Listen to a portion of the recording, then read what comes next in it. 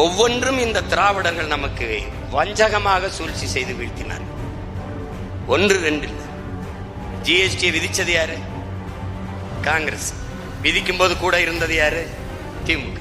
நீட்டுங்கிற தேர்வை கொண்டு வந்தது யாரு? காங்கிரஸ். கொண்டு வரும்போது கூட இருந்தது யாரு? திமுக. என்ஐஏ இந்த என்ஆர்சி எல்லாம் கொண்டு வந்தது யாரு? காங்கிரஸ். கொண்டு வரும்போது கூட இருந்து கையெழுத்திட்டது யாரு? திமுக.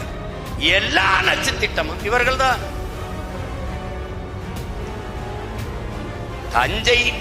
தஞ்சை நன்றாக செழிப்பாக விளைந்தால் தமிழ்நாட்டில் பஞ்சமில்லை. தமிழ்நாடு செழிப்பாக விளைந்தால் இந்தியாவில் பஞ்சமில்லை.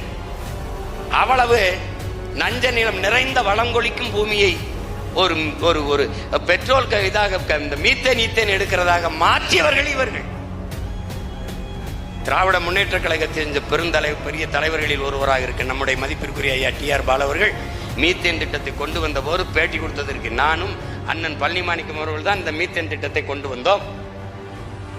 அப்புறம் பிரச்சனை ஆயிருது அப்படின்னு போராட்டம் வந்த உடனே அது சும்மா சோதிக்கிறோம், நாங்க பரிசோதிக்கிறோம், நாங்க அதுக்காக கையெழுத்து போட்டேன், தெரியாம போட்டேன்னு சொன்னவர் அன்றைய துணை முதல்வர், இன்றைய முதல்வர். எல்லாமே படித்தார். நிலம் வளம் எல்லாம் களவுகிறது, மொழி சிதைந்தழிகிறது. அப்போது ஆரியன் படையெடுத்து வந்தான். ஐயா எழுதிருக்காங்க, ஆரியன் படையெடுத்து எங்கடா வந்தான்? இப்பதான் வரான்.